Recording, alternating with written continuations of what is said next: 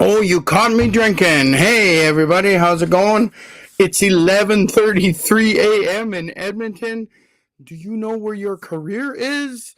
I'm Ian Hopsey, Indigenous HR consultant, and this is Thursday Career Club topic today where we fix resumes, tame interviews, and help you survive the job hunt with your sanity intact. Today, digging into the sneaky we're digging into the sneaky stuff that actually cost you job offers. Those friendly interview questions that are really traps, job postings with red flags like must have reliable transportation, and why your resume is fine, but your cover letter might be putting people to sleep. I'll also walk you through a simple weekly job search routine that doesn't crush your soul.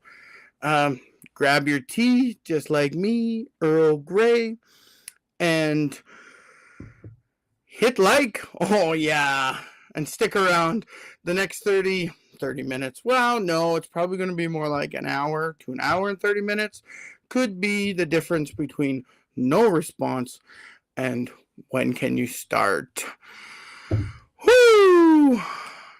So, great intro, right? Great intro with no music. Oh my god, let's do some lounge music today. Let's see what that's all about.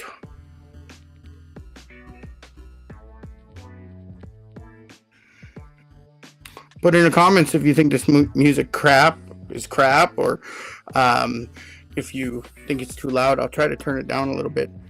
I know I've got it turned down a little bit on my computer. I've got it set to something like maybe 20%. I can't tell. It's just a slider bar. It's not telling me how loud it is. So hopefully it's not too loud.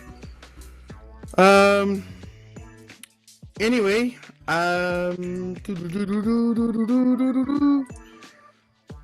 course, there's my name. There's the hashtag. And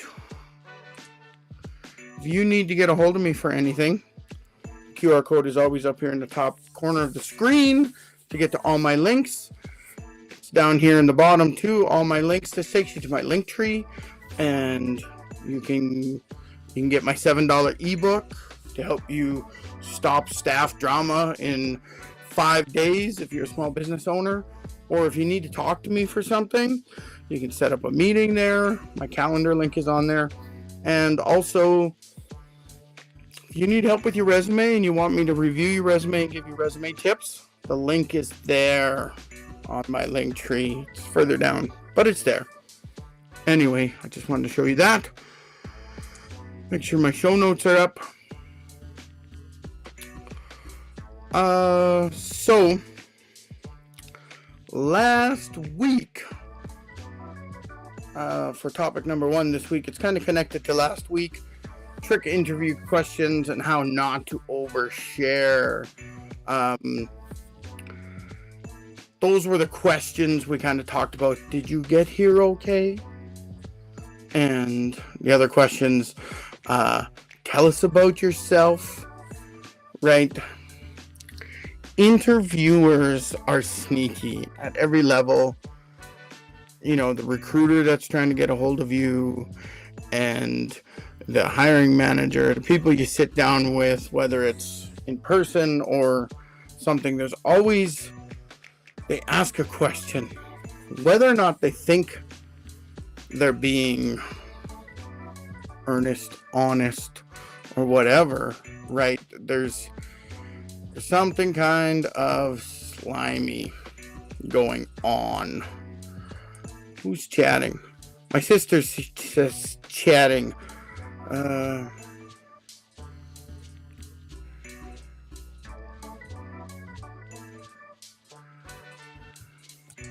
Whoa.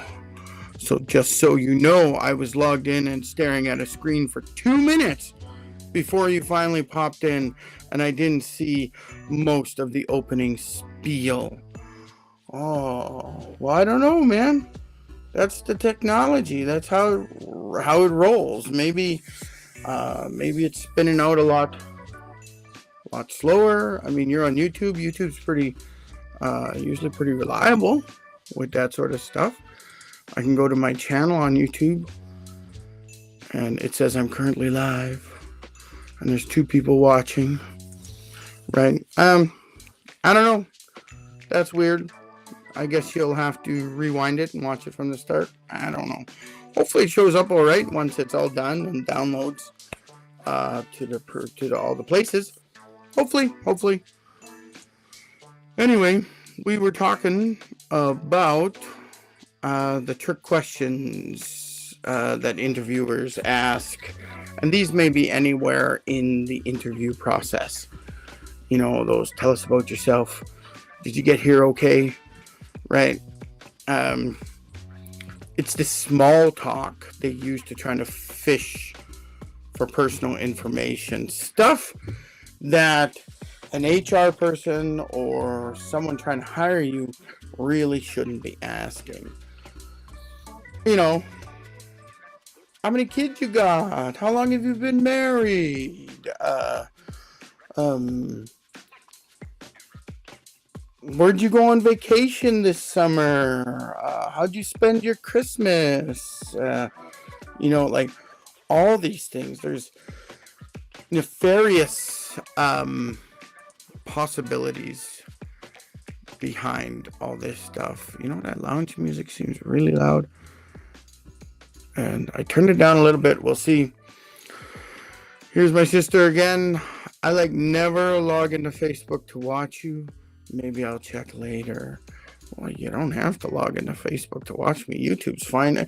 You know what? YouTube's probably the best place to watch me because I classify all my content on YouTube. I sort it into the actual podcast list. So that's easier to watch old shows. Excuse me, sorry.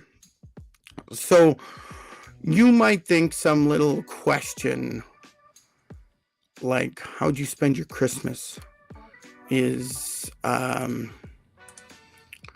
not an issue or not a bad question to answer. I mean, if you're not Christian and you don't celebrate Christmas, you may say something like, oh, we don't celebrate Christmas, or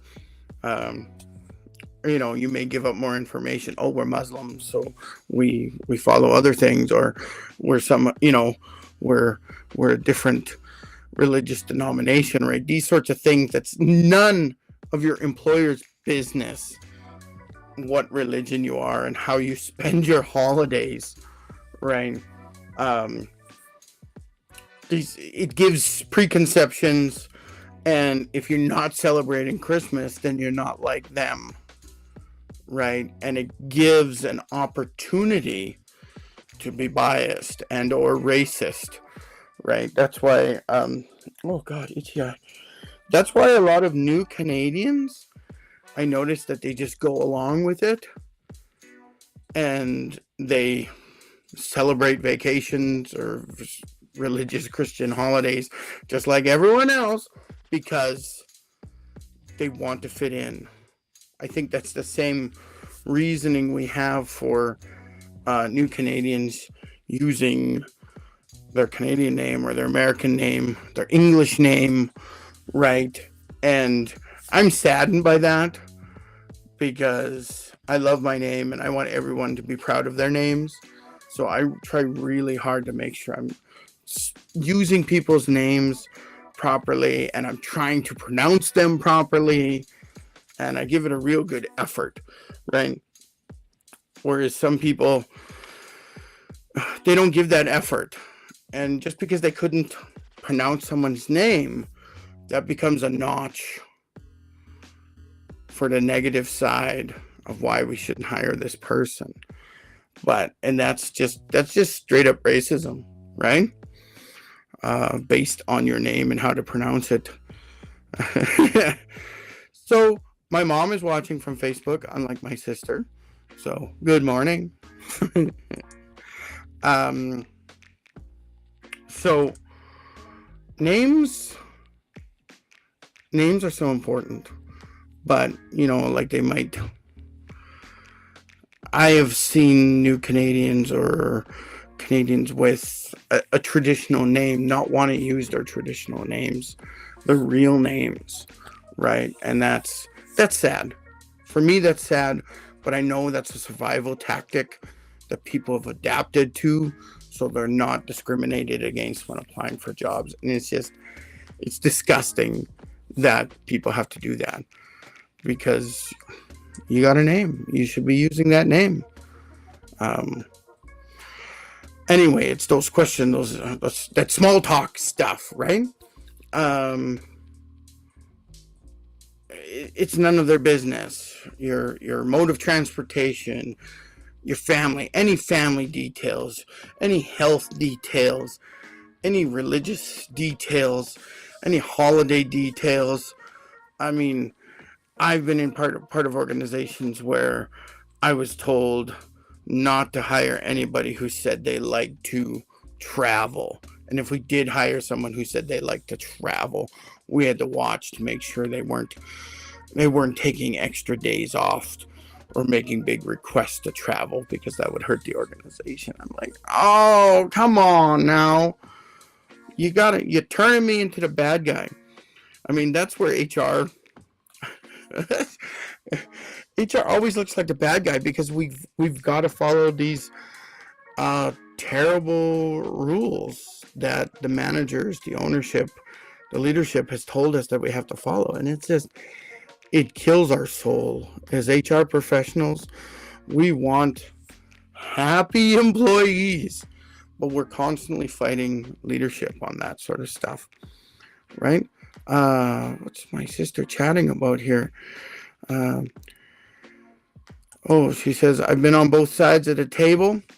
For me, most of the people we ended up interviewing, we already knew the dangers of a small town. Yes, when you're in a small town, everybody knows everybody. Everybody knows what they do at night and on the weekend, right? But does that really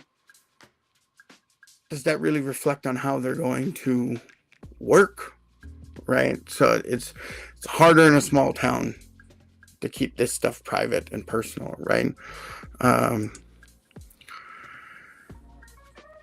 Yeah, your last name sucks to say. People refer to me as it even though I got rid of it. What? And of course she's chatting saying, I love you, Mom. No cross chat from platforms. Not allowed on my channel. Right? Your last name sucks to say. Well, Joy, your married name Grant is very easy to pronounce. Hopfees always come up with a little bit of difficulty, especially over the phone. People hear Hopsy with an S, not Hopfee with an F, right? And it's I get that a lot. I mean, the German last name pronounced kind of funny.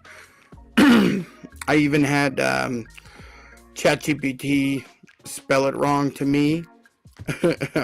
Was it this morning or was it last night? My ChatGPT, it was reading the transcripts from these lives as I was asking it to give me ideas for the next show. And the transcripts, when I say my last name, they come up as Ian Hoppy, right? Instead of Ian Hopfee. So I got to really pronounce the F, Hopfee. And the transcripts came up as Hoppy. So my ChatGPT thought my name was Hoppy, and I had to correct it. I'm sorry. Despite that, my ChatGPT does great work for me.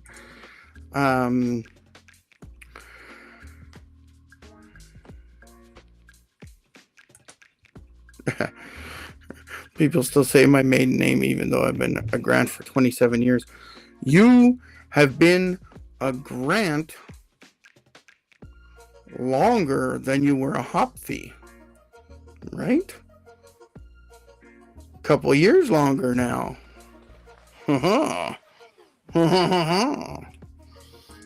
So, yeah, but these are people you grew up with, and people know you from the family, right? So they just say Joy Hopfy.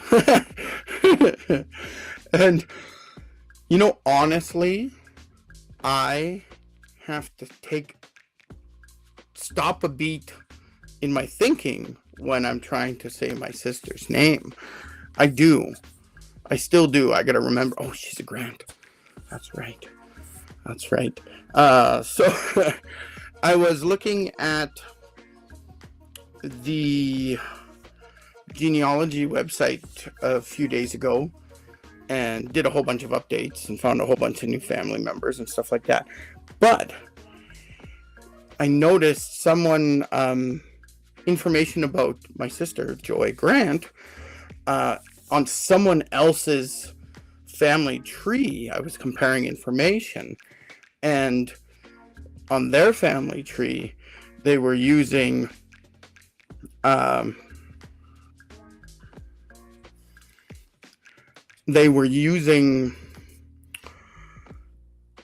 my sister's current partner's name, not her ex's name, her ex-husband Grant, right? So now on the she was married when she was 23, so it's been a while that she's been a Grant. So, but it was trying to say Dunleavy as your last name. It was really interesting. I was just like, what? No, she hasn't taken that new partner's name, right? So even though you guys are legally married, right? You and Liz, you're married. So I think because the genealogy program is set up so that when you marry someone and you say you're married, it changes your last name automatically. So I think under that person's family tree that was connected with ours, it said Joy's a Dunleavy. It was very interesting. I was just like, what? That's not right. Anywho, we got way off topic, man. Oh, Joy, stop asking me these questions. Anyway, it's all personal information. Like, nobody needs to know any of that information about my sister and her exes and stuff like that, right? That's nobody's business, especially not your employer. What you want to do is practice those questions. Tell us about yourself, or how did you get here all right? Just say, yeah, I found the place just fine, right? Don't talk about how you spent half an hour trying to find a place and you were scared you were going to be late and you couldn't find a place. Or don't talk about how you and your spouse drove around the night before so you could find a place. I do this for my wife all the time. She's like, can we go drive there and look so I can find a place tomorrow on my own? I'm like, yeah, of course, right? But you're not going to tell that to your new possible employer, right?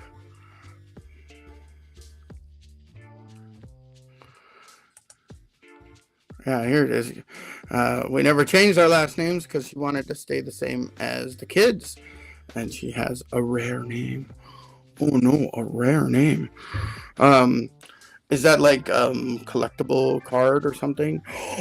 You're collecting last names. How disgusting. Anyway, yeah, so yeah, it makes sense, right? Your kids are all Grants, so you want to have the same last name as them. I remember Mom threatening us to change our name to Yellowknee. She was going to take back her maiden name and she was going to change both our names back to Yellowknee. And I didn't want the Yellowknee name. I felt the Hopfy name was a little more unique, and as a young kid like that, I don't know how old I was. I was like 10 years old or something when she told us this, and I got upset about it. But now when I think about it, really, the Hopfy name seems more. It's not a common last name, so I like it, but it's also me. Like, I identify as that person, that Ian Hopfy. I don't identify, and when me and my wife got married, we toyed with the idea of different last names, and none of them felt right.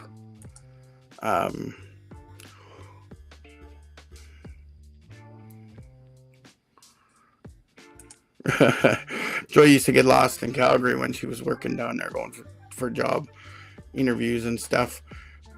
Because she always headed out early, she made it. Look at this spammer already. The Twitch spammer already. We're 21 minutes into the show, and the Twitch spammer, best viewers on streamboot.com. Oh, spammer. I mean, what do I do? That's the only comment I ever get on Twitch. Of course, I haven't logged into Twitch in a while. I'm just streaming to it. Maybe I'm getting all kinds of...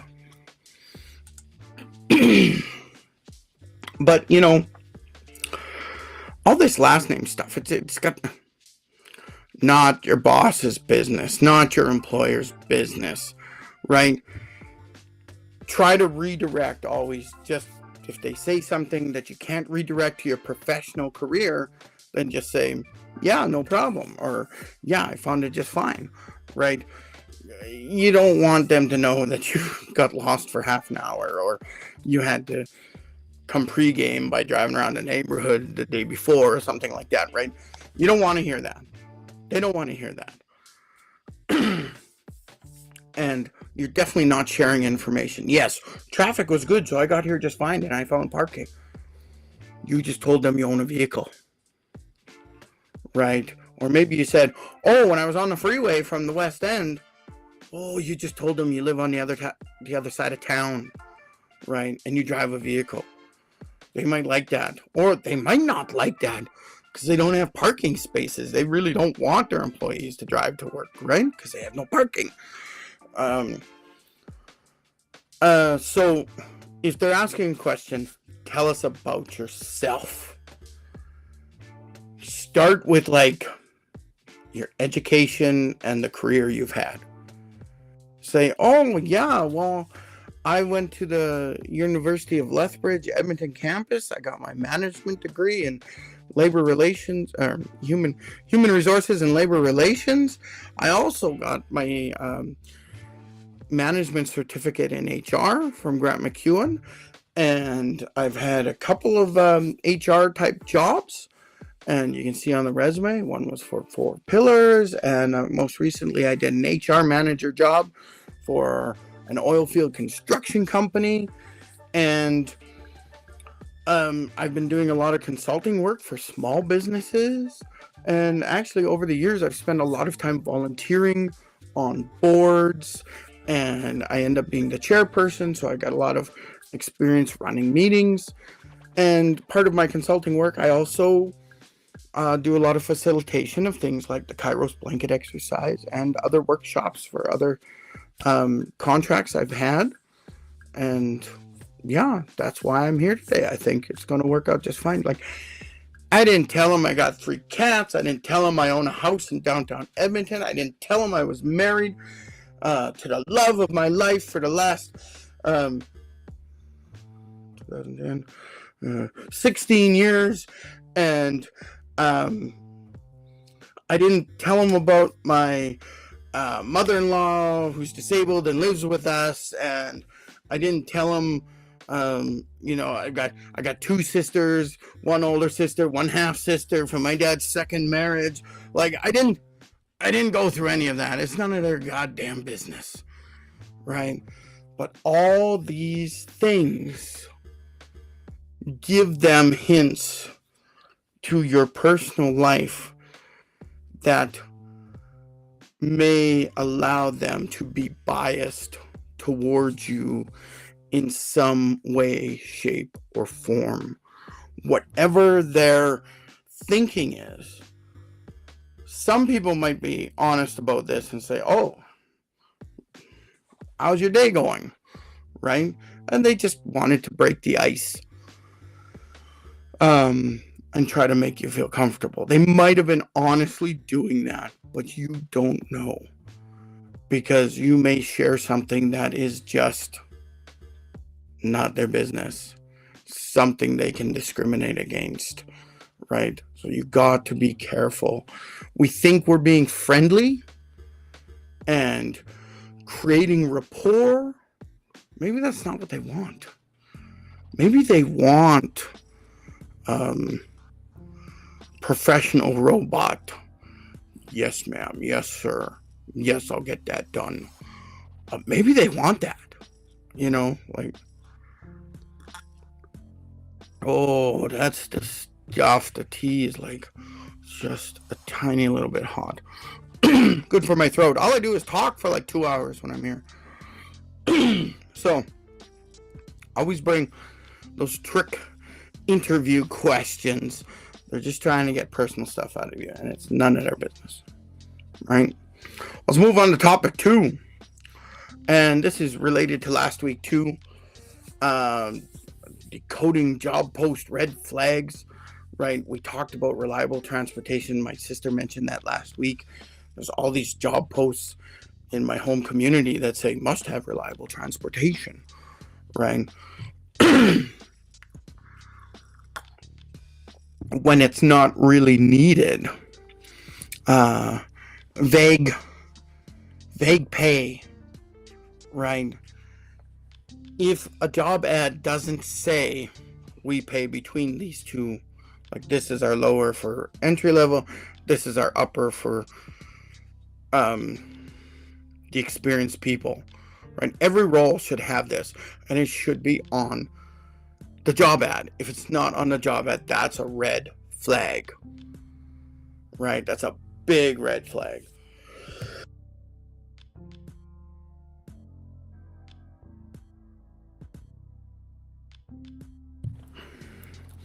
Right? When you don't see a pay range, what are they doing? They're hiding something. There's something going on. They're scared they're not going to get enough resumes, or they're scared they're going to get too many resumes, or they're scared they're just going to get entry level, or they're scared they're going to get people that are way too experienced that they're looking for, and they're scared they're going to have to pay more, right? In reality is they're just trying to be cheap. They're trying to offer you the lowest possible, even if you're the most experienced person. Even if you're the most experienced person on the list, right? Or even worse, they've got pay issues on the inside. So they've hired 5 people, all with the same job title, but they're all paid differently, right? That 20-something-year-old with a master's degree is getting $150K a year. That South Asian person with a master's degree from India is getting paid $25,000 a year. That white male with high school is getting $110,000 a year. You know, that woman of color is getting $35,000 a year despite having a degree. You know, they've got some pay disparity in there, and they've probably told their employees that they're not allowed to talk about their wages. Legally, here in Alberta, you're allowed to talk about your wages with anybody that you want to talk about your wages with.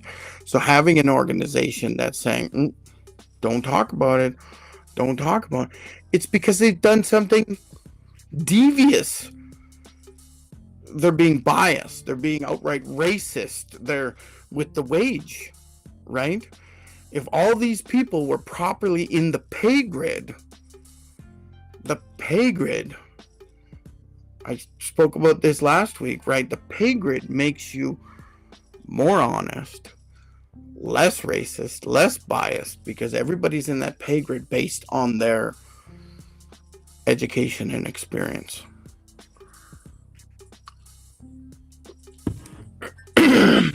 So, oh my God, vague. Competitive wage based on experience. Oh, that is such a bullshit line. Competitive wage. Tell me how competitive it is, right? Tell me what your range is. Because if someone with my experience, I got 10 years experience as an HR professional. I don't quite have my full designation. I do have a degree and the after certificate to add to my HR experience, right? What's the proper wage for me if I'm going into an organization doing HR? Well, one, it depends on the job title, okay? If I'm going in as HR assistant, I expect to be maxed out on that pay grid with my experience, because I do have a lot of administrative assistant. I worked 5 years for the federal government doing administrative work before I switched careers to HR. So I am an expert in administration. So if I'm going into HR assistant job, I expect to be maxed out right away on that pay grid, right? If I'm going into a HR generalist or HR advisor or HR business partner role, I expect to be more than halfway in that pay grid. So if this is low end, this is the high end, I expect to be just over half, right?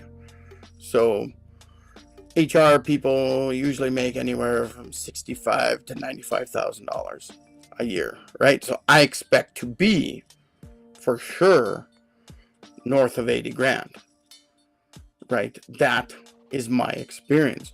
So if you say you're hiring an HR advisor and you're saying starting wage is 50,000 and maxed out at 75,000, I may not apply for that job, because to me, that's not competitive wages.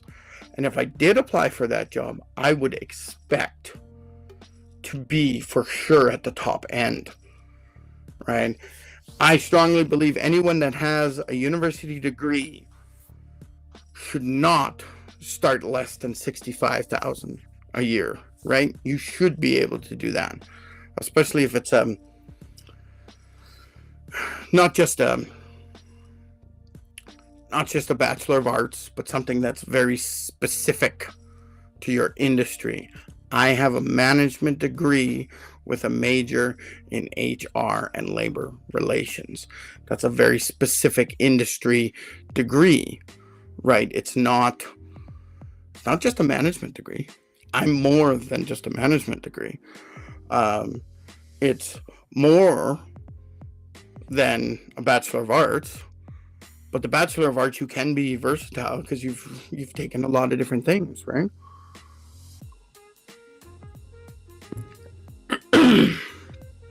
That's how I always tell people to at least get that degree. Any degree. Get that Bachelor of Arts. And then when you get a little older and you realized what you really love in life, you go out and get that after degree certificate. And then you launch your career, right? And that's what I believe with education. But who's chatting here? Who's chatting?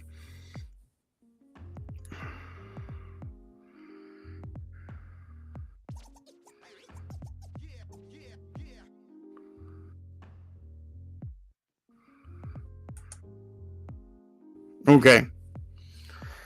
So my sister saw a picture of a 6'5" man and a 5 foot tall woman making the same wage. They were both police officers. The question they asked is if that is correct, because she's not tackling crims.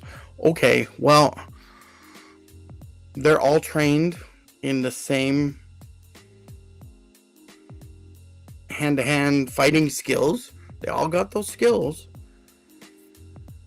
A big giant person can be way slower than a little person.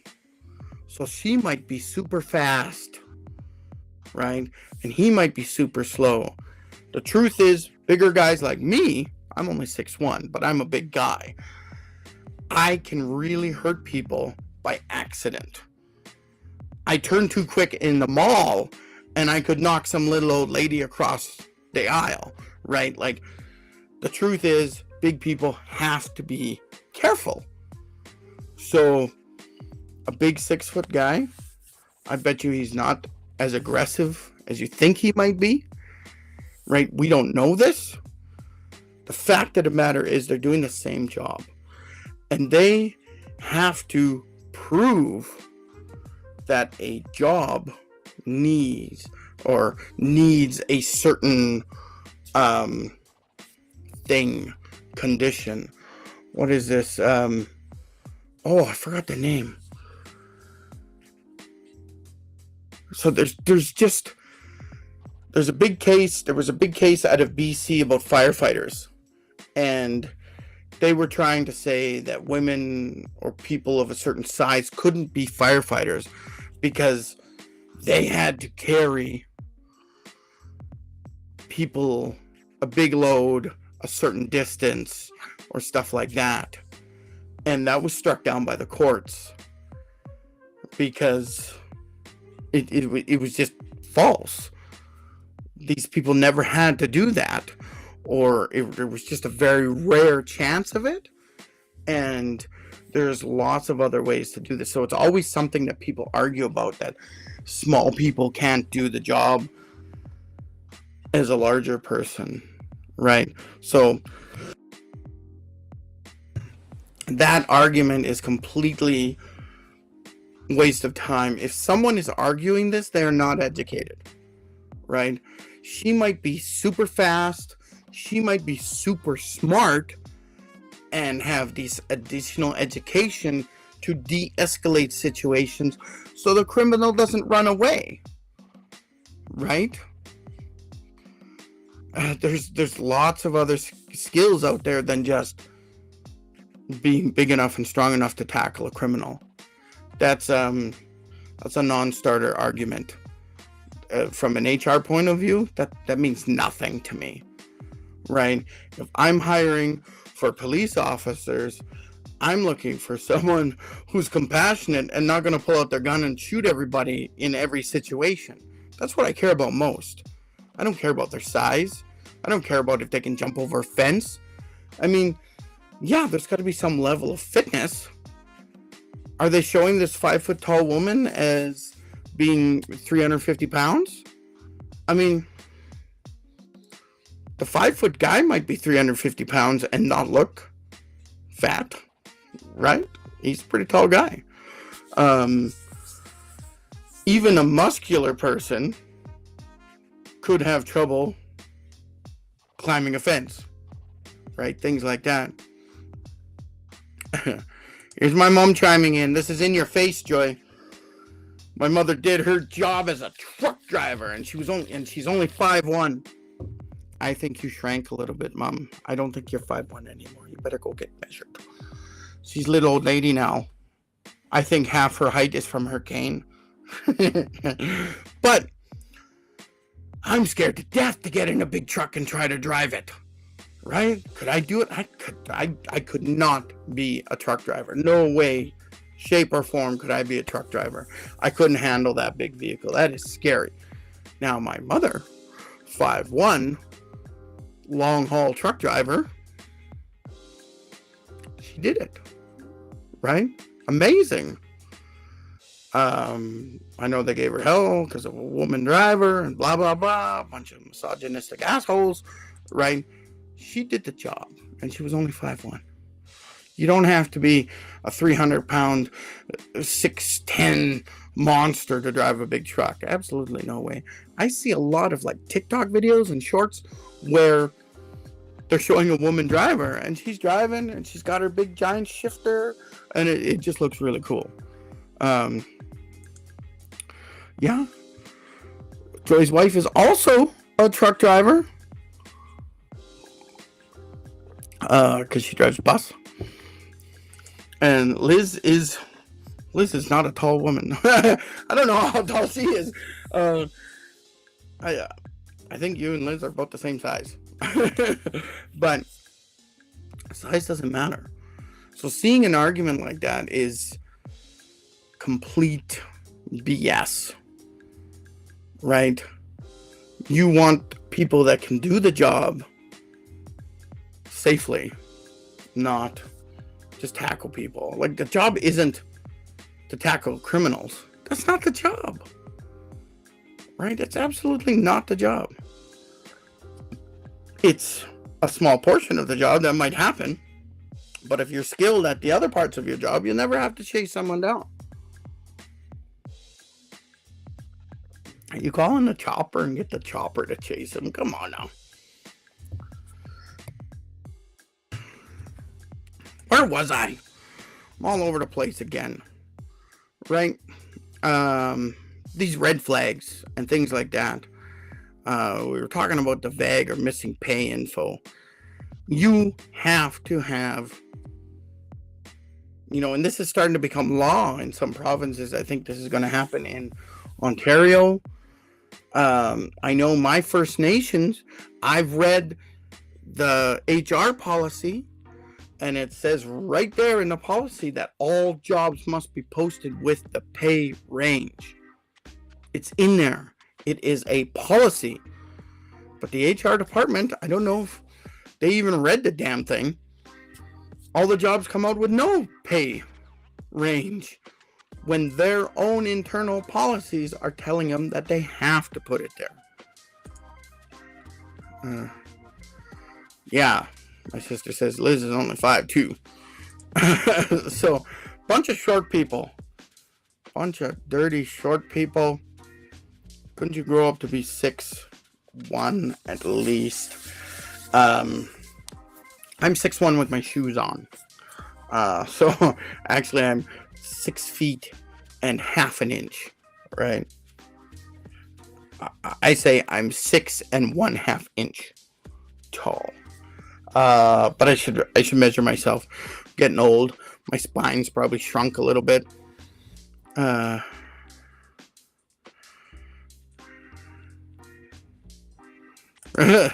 Yeah.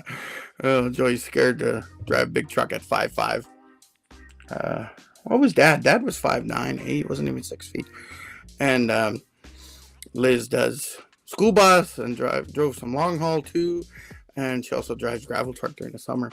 I mean, yeah, female truck driver. What's wrong with that? You do the job. It doesn't matter how tall you are. You have tools and options and different things to help you. Oh, a woman who's 5 feet isn't going to be able to change a tire on a big rig. I mean, the 6'5" guy isn't going to change his tire either. He's calling in the expert to come change the tire. Right? They don't do that. We had a grader operator that I assumed they were changing their own blades on their grader, because that's part of the job. But it turns out this grader operator was calling in one of the laborers, and one or two guys had to take a truck out to wherever they were out in the oil field, and they would have to change out the blades for the grader operator. Did the grader operator need to be a big, strong man and be, no, they were able to call in help, right? And I know the grader operator. I actually used to work out with him, and I'd be doing 225 on my bench press, and then it was his turn, and he would say, put an extra 50 on each side. What the heck, man? So it was, I mean, okay, this dude could bench 100 more pounds than me as his regular workout. This is when we were younger. But now, as a grader operator, he's calling in for help, support, right? I mean, yeah, okay. There's ways around this stuff. My sister says she was 5'7" when she was younger and she shrunk. Yeah. That's why I think Mom is lying about her height too. And I'm probably lying about my height too. I gotta start getting lifts on my shoes to give me an extra inch so I can stay at that 6'1" level. Anywho. So yeah. Watch out for those red flags in the jobs, job postings. You know, you kind of have to read between the lines, so that you don't walk into a toxic job by accident, right? There's things like, if you enjoy a fast-paced environment, fast-paced means everybody's overworked and they're not hiring enough people to get the work done, right? That's code. Nobody wants a fast-paced job. That's why I try so hard to respect fast food workers, because they are paid nothing. We as customers treat them like crap. They tend to be younger people, and they're expected to be fast, efficient, do everything right every time, be attention to detail and things like that. I got news for you. A 16-year-old does not have all those life skills yet. Right? That's just not. It's just not there, right? And throwing our young people into these service jobs like that, it's gonna crush their souls and not want them to work at all. I mean, I used to work a bit of retail with like at video stores and stuff like that, man. Oh, I got fast with that till, and I got fast with the computer system, and it just seems like during rush hour, as fast as I could go, people were still complaining about how they had to wait in line and things like that. And if I'm like a 16-year-old and that's my first job, I mean, how demoralizing is that? Right? So look for those things in the job ad that might say red flag, right? Talk to someone about a job you might be applying for. And it's just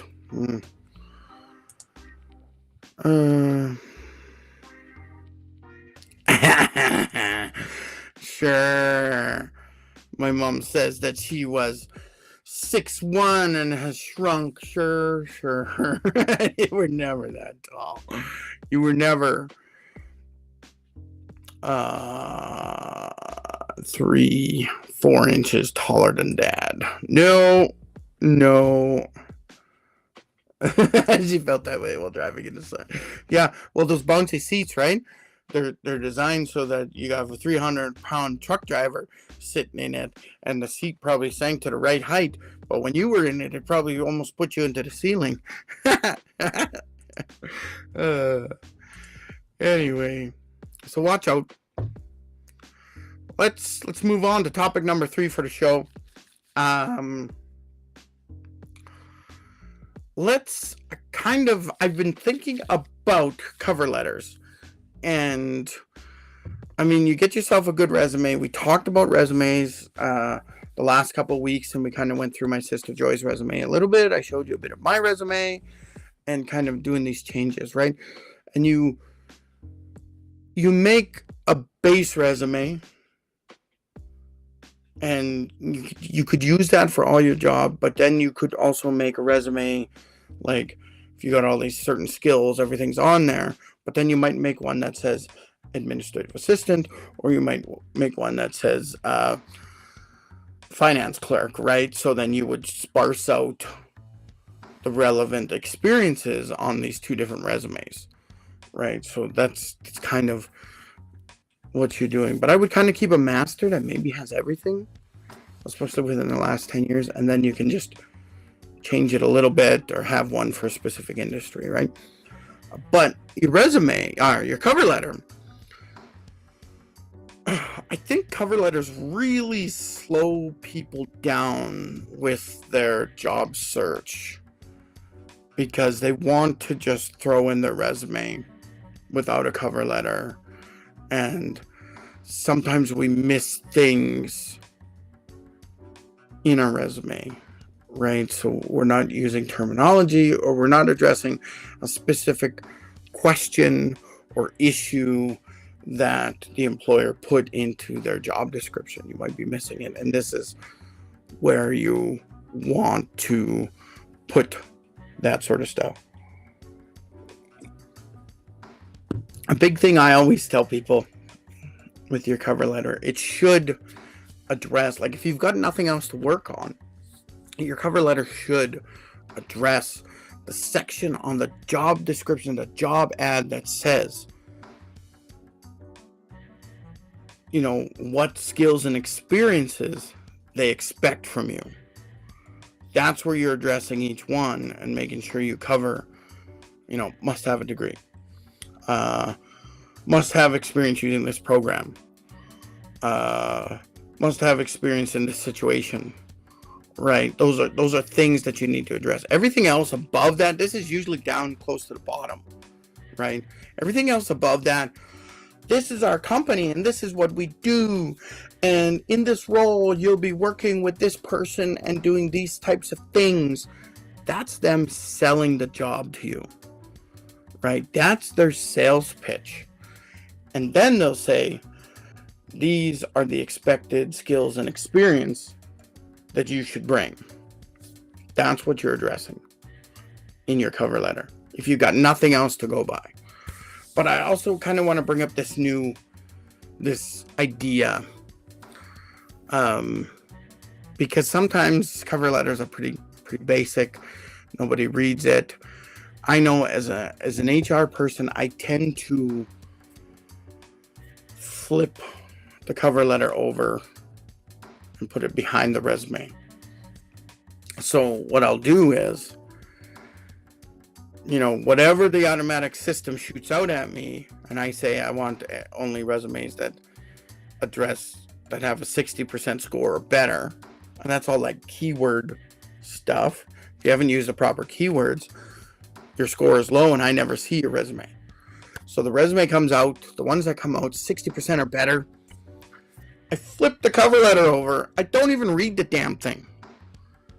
The first view is there enough experience and education in there that it's a yes or a no, right? That's the process, yes or no.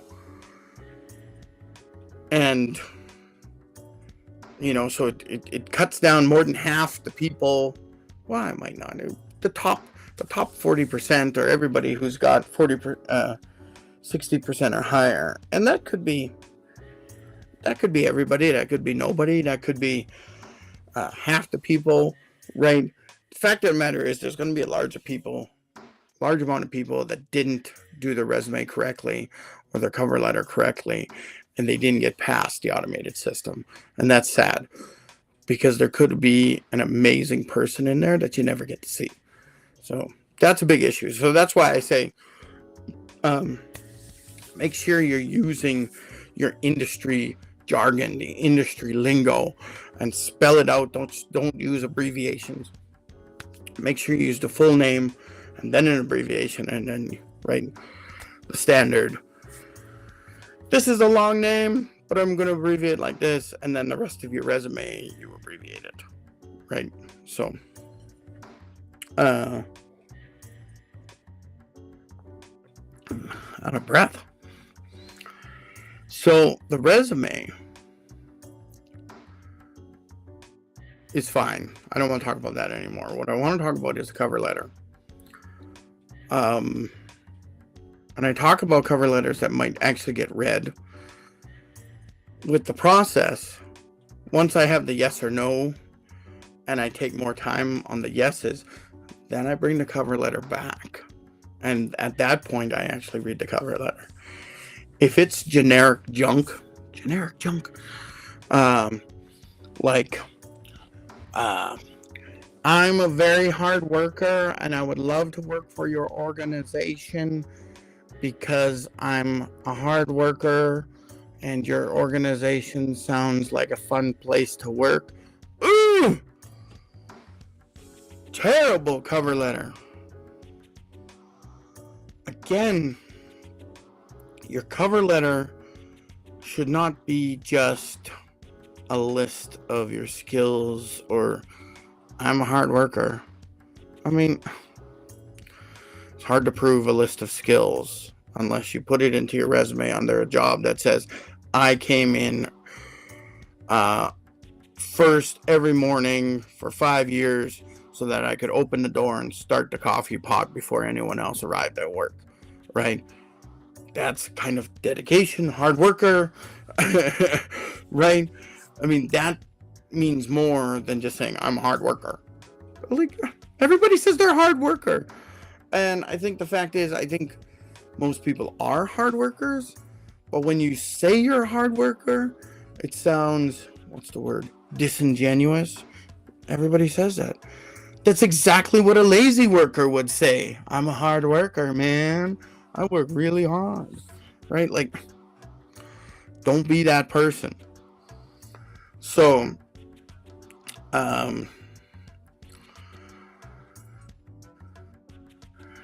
let's look at a new structure that I've been thinking about. It's super simple. Your cover letter. Keep in mind that list of skills,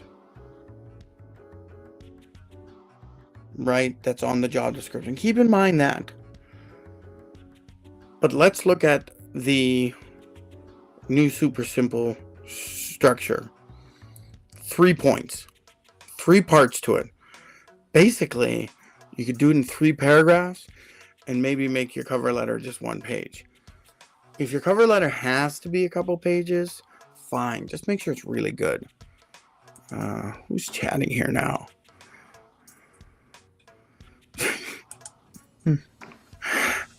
I'm not a hard worker. I lie. Flat out liar. Lie. Oh my God. Joey, I've been around you while you were working, and when you're in the moment trying to get stuff done, you're a hard worker. You are a hard worker. But I know you as a brother, a snotty little brother. I wouldn't hire you. No way. No, I know you're lazy. No, I'd absolutely hire you. For a backroom job where you're not going to interact with my clients and piss them off. No, just kidding. Anyway, sorry. So these 3 simple paragraph structure. So we're going to go with paragraph 1. It's the hook and why you're interested. So you could think about that list, right? But if you can get some sort of hook in there and why you're interested, right?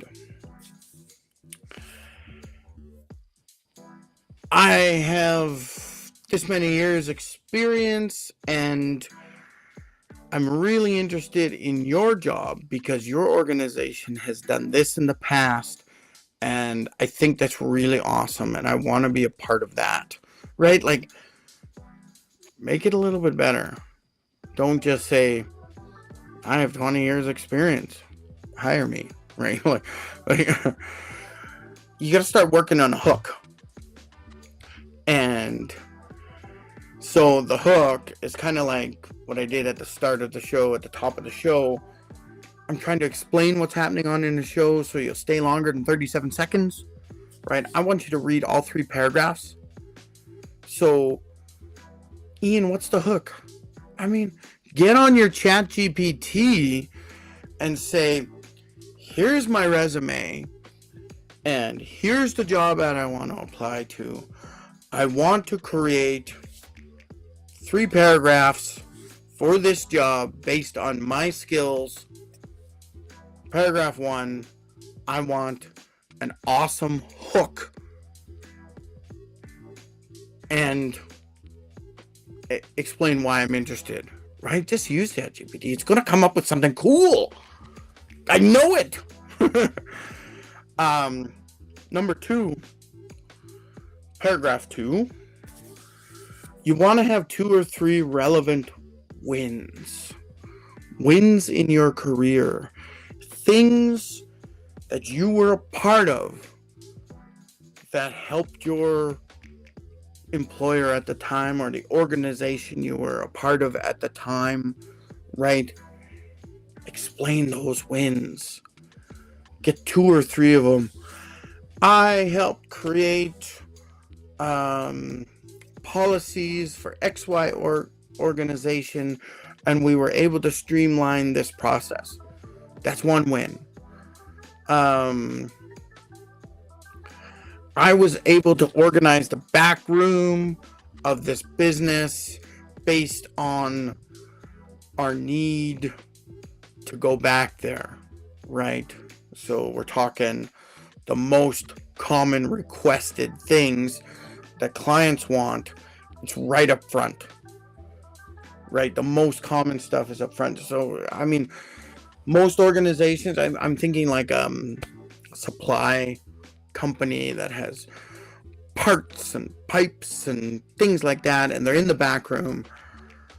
Well, you should be able to look at your system, and you should be able to pull out of that what are the most commonly sold things that hang out behind your counter, and then you can move those to the front. And remember, it's a special section that you're creating, most commonly requested items. If you can get the top, I don't know, 10 to 20 items that you're always going in, and you walk down this long aisle in the back and you're like alphabetical bullshit, right? And you're looking for stuff, but in your organization, you moved all that stuff forward. Instead of me taking 2 to 5 minutes to go find this thing, I'm able to find it in less than a minute. Oh, customer satisfaction, baby, right? Like, all of a sudden, everyone is faster doing their job, right? That's a kind of win that you want to talk about, and you want to try to keep it as short as possible into one sentence. Again, you can use your AI ChatGPT friend to help you, saying, I did this. Can you rewrite it as a single sentence, right? I mean, go ahead. Yeah, ChatGPT is going to help you rewrite that sucker. And it's going to give you a bunch of options, right? But you want to write down these wins that are directly related to this new job, right? And if some of these wins are directly related to that list of required skills for the position, oh, that's the gold, man, right? That's the gold. So remember that required skills list when you're going through these relevant wins. Excuse me, I'm burping. So, and the third paragraph is your close, right? We have a standard, thank you for your time and reading my resume, and I look forward to meeting you in an interview, right? Oh, God, can we get something more creative and still relaying that, but sounding awesome? And maybe adding in some more of that stuff from the list right there in the close. You know, like, I have 10 years experience in this industry, and I'm excited to work for your company. Please get back to me at your earliest convenience, right? Like, try to change it up a little bit. Put something in there that's kind of cool. A little more about yourself. Not the personal stuff, of course, right? Your career stuff. But if you can get those relevant wins in there, a great hook, and a good close, again, use ChatGPT. And make sure you have ChatGPT use language that you would use. So I showed you last week or where was it? Last week on Wednesday, I think I talked about how you can tell ChatGPT to write something at a certain grade level. So you want to do this. You want to say, please write this so someone at grade level 5 could read it or understand it, right? A lot of reading comprehension in Canada and North America is actually quite low. Even for people that have advanced degrees and things like that, their reading comprehension is usually a little bit low. I know there's a lot of words I'm like, what the hell is this shit, right? And I got a degree. So, right, you want to try to keep your voice with all this stuff. It gets weird when ChatGPT brings out some real pieces of gold. But that's not how you speak, right? That's not you. So try to keep your voice. Notice that when something seems like something like you wouldn't say it that way, right? Avoid the fluff. You don't need all the fluff. If you're just trying to add in some additional information that's not on that list of required skills, that's probably the fluff, right? And try not to just repeat your resume, right? I see a lot of people, they create in paragraph form and they just list out all the places they worked and the different stuff they did at those jobs. That's a waste of space, man. You don't want to be doing that. Your resume is already doing that. So repeating the same exact information is not going to help the process for you, right? And it kind of looks bad. It's like that lame first cover letter I mentioned where it's like, I'm a hard worker and I want to work for your organization because I'm a hard worker, right? Like it just it doesn't show enough creativity. It doesn't show enough thought. And it's going to bore people, and it's going to say, oh, this is really generic, right? Like the cover letter that says, I'm looking for work in this industry. I saw your job ad here. I hope to bring my skills over to you with good pay and great people to work with. I'm like, no, that's not the cover letter. That's not the cover letter. So 3 paragraphs. The hook and why you're interested. The second paragraph, 2 to 3 relevant wins in your career that directly relate to that list of the job ad, the must-have skills. And the third paragraph is a good close that might still mention something from here and a call to action, right? You always want to say, yeah, I'm ready for a phone call. That's pretty basic. But you might want to get creative. You might want to say, so if you want someone who's a really hard worker, if you want someone who's got this many years of experience, please give me a call, right? Like, get a little more creative. Use your ChatGPT to get creative. Topic 4.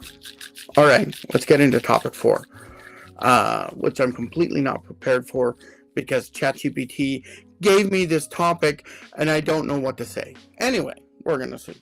Maybe my skill somewhere in HR helps. So topic 4. I want to talk about a weekly job search routine that doesn't crush your soul, right?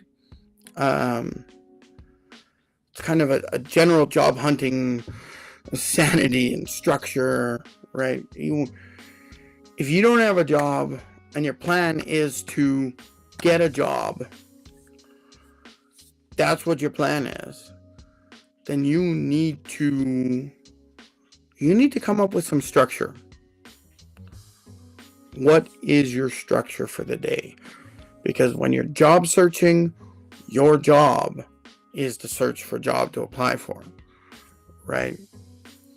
And you're using all the stuff we've talked about with the job structure and things like that, making sure you're watching out for the red flags. Now, am I saying not to apply for a job that has some possible red flags in the job description? No. You can still apply for it. But what I'm saying is be prepared mentally to possibly get hired into a bad job, right? Like, be prepared. Be prepared for the fact that you need a job and you're applying for a crappy job. Be prepared, right? Just be prepared for that fact. Because getting that first job or getting any job when you're jobless is a hard process, but it's vital. Because me as an HR person looking at a resume, I would gladly poach an employee from my competition than hire someone new with no experience in the job, right? So it's a bit of a mindset, right? I currently work for XYZ Corporation, but I'm interested in moving over to you, right? But you got to really explain why, right? And usually you try to keep it as positive as possible. You don't want to say this place is a complete dumpster fire and they're paying me nothing, right? You're not going to make these sorts of complaints. You're going to say something more like, I like what you guys do in this industry and I'm really interested to learn more of how you guys operate, right? Something more like that, right? But the job search.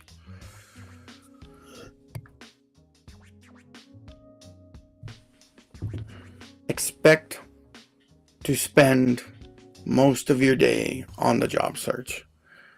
And this can be hard. There's distractions at home. There's the cats. There's your mother-in-law. I mean, she never bothers me. But I mean, there's the TV right there. Right there. There's a big screen TV right here in the office. I could just turn on a show. I could turn on Babylon 5, watch 6-7 episodes all day long and not do any work. I could get busy doing things around the house that I've been, putting on the back burner, fixing the toilet, cleaning the cat litter, these things that you normally, the procrastination things, the procrastination things. When you don't want to do something, suddenly you feel like cleaning, right? And then you spend 6 hours cleaning and only like half an hour doing your thing. So I think to keep you on track, create a schedule, right? I think that's a big first thing. Create a schedule for yourself. As soon as your spouse goes to work or you drop them off and you come back, that's when I think about my own business. I structured my live podcast to happen over lunchtime because I was thinking like a lunch and learn situation. So 11:30 to about 1:30 is about what I'm trying to do, but I'll shut down by 1 or sooner if I want. But it gave me structure. I have to plan for the show. Plus, I have to do my work for my customers as a consultant, right? And I have to try to get that done in the morning as much as possible so that I'm ready, awake, and alive to do this live. And then after this, I have my late lunch, and then I got to get back to work, right? And do the other things, the stuff that comes along with marketing, creating the shorts and making sure they're all posted and things like that, right? But I'm also continuing my work for my clients. So I've created a structure. So if you are on a job search, your job is searching for work, right? So you've got to come up with some sort of schedule for your day and what you're going to do. And there's different there's going to be tweaking you're going to be doing, right? Tweaking your resume. You're creating new cover letters for every job you apply for. You fixing, your summary on your resume, or updating your LinkedIn, right? Things like that. And they sound like busy work, so they could take up your whole day. It could turn into procrastination work. So you need to do these things. You need to say, I'm going to review all this stuff first thing in the morning and kind of make myself feel like I'm organized for the day. But I'm only going to do that for the first hour of the day. So if I'm starting at 8, then at 9 o'clock, I start job searching, right? I'm searching for jobs that got posted overnight or yesterday or first thing this morning. So I'm doing a job search. I'm going to spend, I'm going to spend an hour and find jobs. And I'm going to keep the tabs open on my browser. And I'm going to, if the job looks interesting, I'm going to keep it open. And for that hour, maybe I've pulled out 5 to 10 jobs, right? Then I'm going to decide out of this group, which ones do I want to apply for? And that means 5 to 10 cover letters based on those jobs and that list of must-have skills and experiences, right? So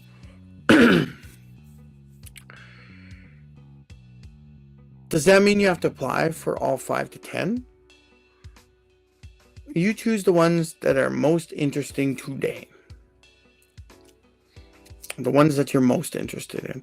Don't worry about 20 people have already applied for this job, or 500 people have applied for this job. Excuse me.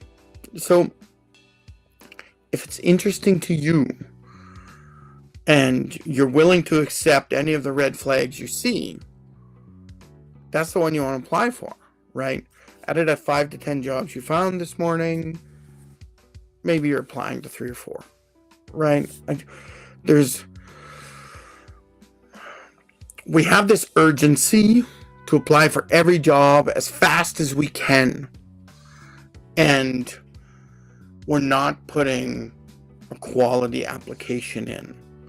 And we're not getting past the automated word search, keyword machine, right? That's why with the resume, and if you're using this new resume, got the relevant wins in there, but you're using the industry lingo and jargon in that. So you're making sure you're covering that. So, if there's a special word they're using in that description, industry word, you got to make sure that's in your cover letter and or as part of your resume. So as you apply for jobs in a certain industry, you're going to see the job descriptions. You're going to see all the keywords they're using. And you're going to say, oh, I did use that program, or I did do that thing, but I'm not using that keyword in my description. I'm calling it something else, right? That's where we're going into. We're going into the resume, and we're kind of adding appropriate keywords for your industry. Doing that update to the resume, little things like that, little tweaks, that's always going to happen, right? Be aware of that. And that allows you to write a cover letter that doesn't have to be stuffed full of keywords, right? Because you've already got that industry lingo on your resume. I feel like I beat that dead horse pretty bad there. How many jobs you apply for the week? I would rather you apply for one job a day all week if it's a quality application than applying for 10 jobs a day if it's just a crap apply now button or something like that, right? You need to take the time to get that resume or cover letter built for that job, right? You want to get by the first step. If you can't get past that automated AI that's designed to pull out the best of the best, but basically just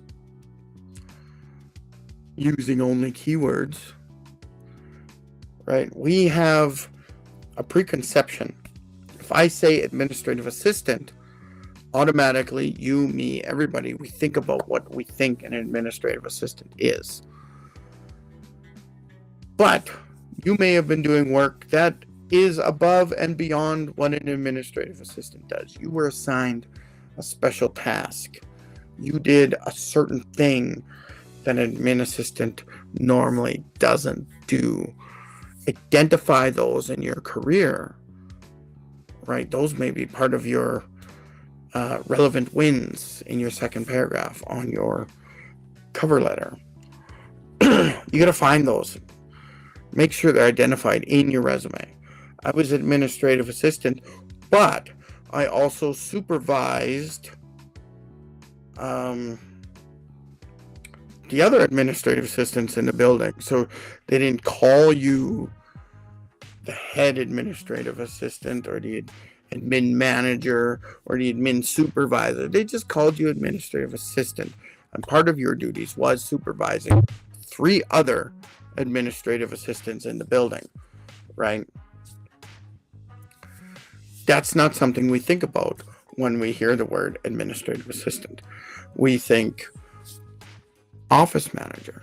You were doing the work of an office manager by supervising other administrative assistants, right? Like, that's when we hear the word manager, we know that it's managing people. I hate job titles that use the word manager when you're not managing people.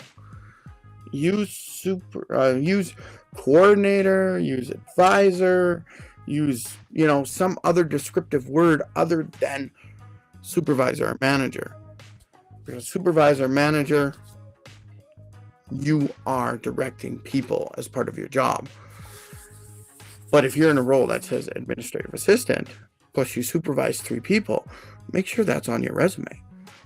In addition to my daily tasks, I also manage a small team of admin workers. And we had weekly team meetings, and I directed them on what they should do, and I helped train them. Right? This is a different ballgame. This is a different level of experience. Now, if you're my sister and you don't want to show that experience because you don't want to supervise or be a manager of anything anymore, that's fine. Go ahead. Don't put it in there. But most of us are looking for that little bit of a career advancement. Maybe we're not looking to be CEO anytime soon, but we certainly want either the ability to negotiate a higher wage or get promoted or get that higher level job where you won't need to negotiate a wage because you just naturally get more money, right? So create a schedule for yourself. In the morning, you're reviewing stuff for an hour. Then you are searching for jobs, new jobs that got posted that you haven't applied for. You're deciding which handful or less that you want to apply for the day, right? And then your goal is for the rest of the day to get those 4 or 5 cover letters done and apply for those jobs. And you may also be looking at a networking component. You may be trying to connect with your ideal organization, and you connect on LinkedIn with some office manager, and you're like, hey, do you guys have any open positions there that I might be able to apply for? I mean, that's pretty simple. And a lot of times you don't know if jobs are posted. There might be internal postings that they're hoping somebody internal will apply for, right? But there could be a job that has not been posted yet. They see a need, but they haven't gotten around to posting it. So you might be able to get in there sooner, right? If you have connections on LinkedIn, there might be people that you've interacted, and they might be able to become an internal reference for you, right? You've been chatting with some dude for the last year in this organization, and then you notice that there's a job opening there, and you say, hey dude from the organization, I just applied for this job. I was wondering if you could give me an internal reference for that position, right? And even if it's like, oh, I've been chatting with this person online for a while, they seem really smart. I mean, that's better than nothing, right? Maybe you haven't really chatted too much, but maybe you have, right? It's always this networking stuff. It's the long game, and it's really hard for us to do that because I have connected with people after 20 years, and I was able to get a job with them, right? And that's just amazing. This was a 20-year long game to work for this organization because I knew the person back in the day, right? So think about those people that you've known for a long time and connect with them again and say, hey Wendy, I hear you're working with XYZ Corporation. Is there any job opens over there? And could you be an internal reference for me? Right? Then Wendy says, oh yes, we're thinking of hiring someone to do this. Here's the job ad, but I'm going to talk to the hiring manager and I'm going to recommend you right away, right? It's like, oh, I know this guy Ian, he's just been amazing. I've known him for a long time and I think he'd be great for a job. He's going to send you his resume. I mean, that's a good one, right? People you've known for a long time. It can be, what's the word I'm looking for? It can be difficult. It could be humiliating even that you're on a job hunt, on a job search. You lost your job for some reason, especially if you're an older person. There's layoffs. Half the company got laid off and you were one of them because you've been there the longest. You were the highest paid. You were the most skilled, and now if they're going to rehire, they're going to rehire all new employees just out of university so they can pay them less, right? Like, it's no fault of your own. So, but think about those people that you know have known for a long time and connect with them, network with them. Give yourself some networking time each day. And think about when people do their work, when they're most alive and active. You don't want to interrupt them, but you also want to catch them when they're sharpest. So maybe this networking thing is the first thing in the morning. Maybe you're connecting with, you want to connect with 5 people from your past each day. right? And see if they got work for you, to see if their organization they work for has work, right? But try to make it people that you really know. I think that's a big thing. I have there's been multiple times in my career where I got work with somebody just because I knew them, right? So that's always awesome. So how many jobs you need to apply for each week?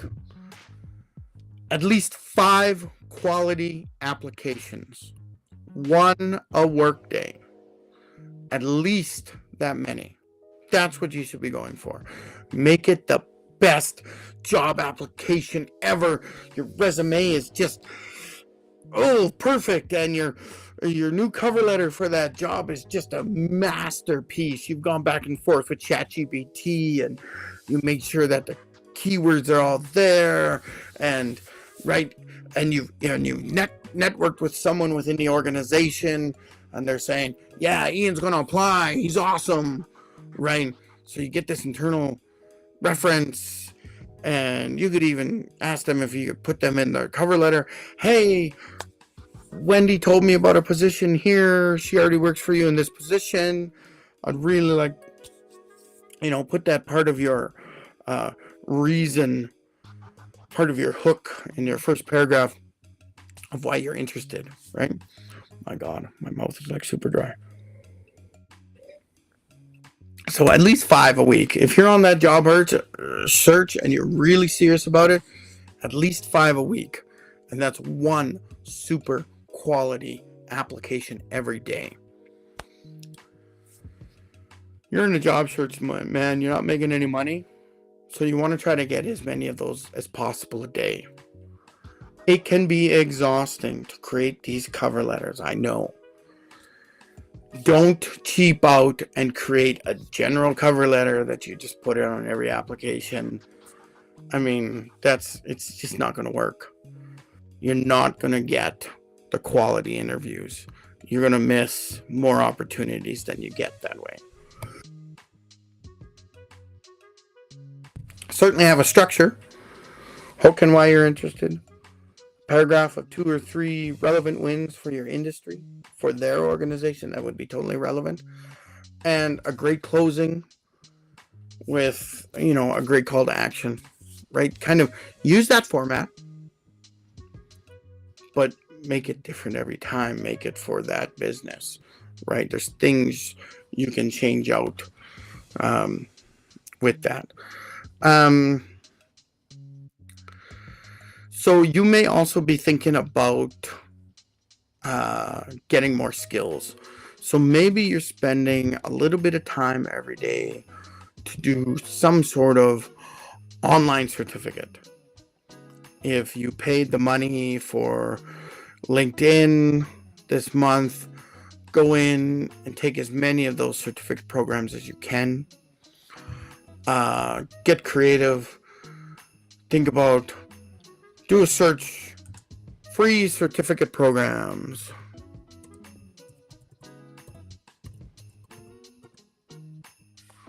Free certificate courses in Canada, right? There's Coursera courses. This is University of Alberta Earn a Certificate Online, it says, right? Coursera. Go in there. Google Careers certificates. This is a big one, right? Some of these turn out to be a little bit paid for as you come down the line, but you can find, like University of Alberta says, free online courses, right? And so just do that search. Go into your ChatGPT and say, well, it should already know you at this point. It should already have your resume. It should already have all the jobs you've been trying to apply for. It should have all the draft cover letters it's created for you. So it should know you and your industry, your history. It should know your work experience. So you go in there and say, I want to do some free education. What free certificates are there for me to get? Right? You might be able to pull out some really great stuff. Make sure you say, I want free certificate programs in Edmonton, Alberta, Canada, right? Be as specific as possible. So wherever you might be living, use that, your town, your province, your state, your country, whatever, right? Try to find that free stuff. You can make that part of your job search, right? So every day you've applied for these jobs and, you've had a good lunch. You take your lunch break like normal. You take little breaks, bathroom breaks. You had your snacks, your coffee, your tea all day, right? You make it job-like as much as possible.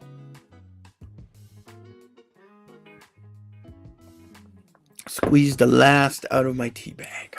It's cold tea now. Anyway, so you wanna have some sort of structure. Networking. Tweaking your resume. Job searching.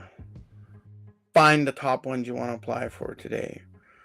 Apply for at least one that's really quality application. Maybe you'll get the rest later. Maybe you'll find something better. But try to get as many as you can in that day. But do at least one really great quality one.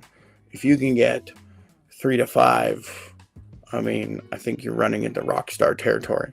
You hear about these people that applied. For the last 6 months, I've applied for over 100 jobs. Over 100 jobs. Over 100 jobs in 6 months. That sounds like a big number. That sounds like a really big number.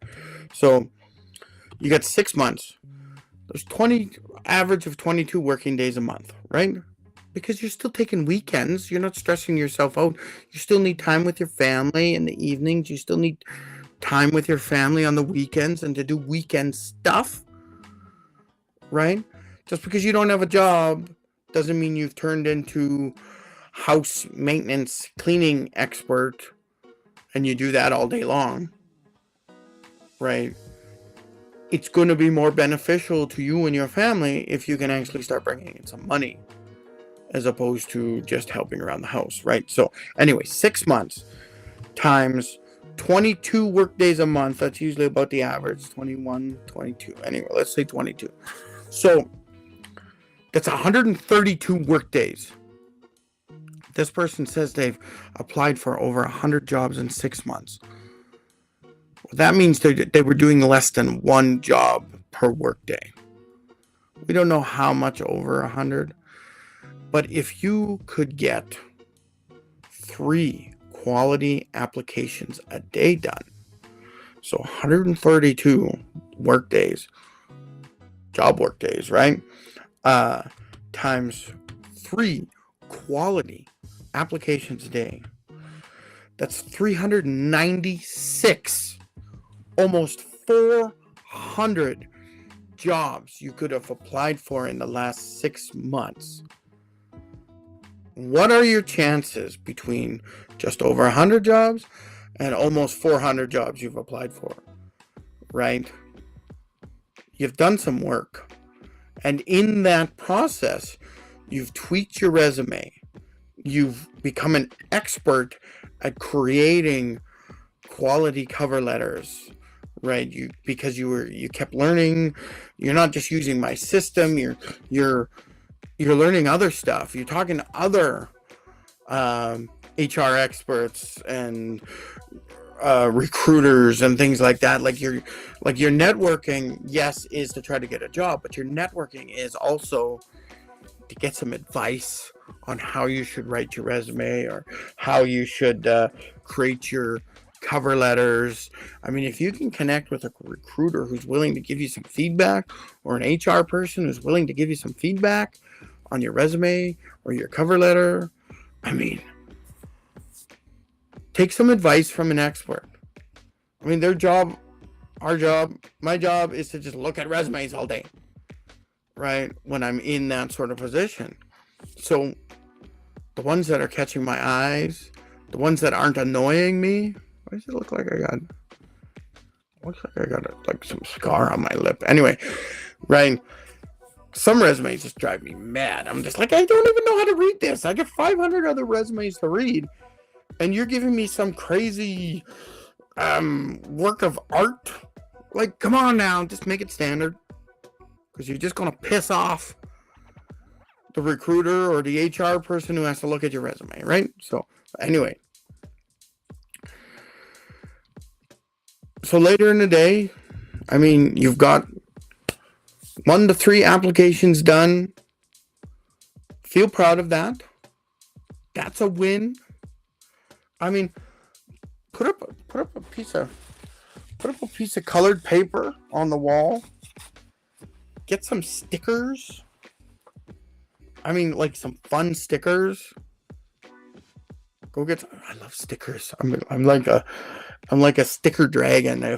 If you find me sometimes, I'll be laying on my big pile of just stickers, unused stickers, because I don't want to use them, and I'm just hiding these stickers because I'm a sticker dragon, and it's like, oh, this is my hoard. I love stickers, right? So get your stickers. Every time you apply for a job, put a sticker up there. Right? That's a win. That's something you can show your spouse that you're trying hard to do this. Now imagine that piece of paper up on the wall with 400 freaking stickers on it, man. They can't call you a failure. They can't say you're not trying. They're going to be supportive, but you're showing that the work is getting done and the work of trying to find work, right? So, and some of this applies to me too, because I'm busy trying to start this business, but at the same time, I'm like, how can I make more money? How can I make different sorts of money? I'm always looking, what can I do add on to my business and things like that, right? And when I see a good job, I apply for it. I do. I really do. Even though I'm trying to build my business, right? I could do both. I picked up some additional contracts that kind of make sense. That goes along with my business and what I'm doing. They're not full-time jobs, but they're going to create a situation where I can actually pay myself sometimes, right? But treating it seriously, this job hunt, making sure you're not getting into the distractions, the video games, the cleaning the house, the fixing things, the 6 hours of just trying to tweak your resume, right? Just spend a little bit of time each day to tweak it, right? Putting in the proper keywords or something, right? Because you're going to look at these job descriptions during the day, the 1 to 3 that you're trying to apply for today, and each one you apply for should be, oh, there's a keyword I'm not using in my own resume. If it's on their job description somewhere, then it's a pretty good idea that you should have it in your resume or address it with the wins or the hook on your cover letter, right? Yeah, and skill building, this is something, like during this 6 months you're job searching for, you've taken just a ton of additional free certificates. It shows that you're still trying to improve yourself, make yourself better, and you're learning some great stuff, right? So get creative, find some free stuff you can learn. And I've been trying to do this myself too, try to take some additional courses. I'm still toying with the idea of going back for my master's degree. And I'm having that feeling I had before I got my management degree. I'm feeling like if I just had that little more education, it's going to benefit me and I'm going to get a great job.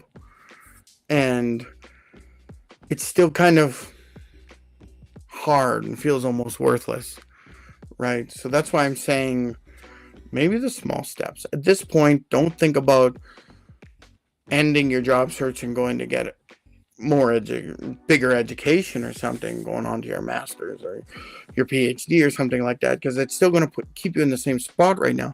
That's a long-term thing. When I got my degree, I was working full-time and I was taking classes in the evening. It was hard. It was hard times. And my only regret there is I wish I had stayed with the federal government. And then once I got my degree, I wish I could have made an internal transfer to some other department and some other job. I think I would have been in a better situation. The only problem with working for the federal government is that there's a lot of jobs that say you must be bilingual, right? So learning French might have been part of my process in that situation. But you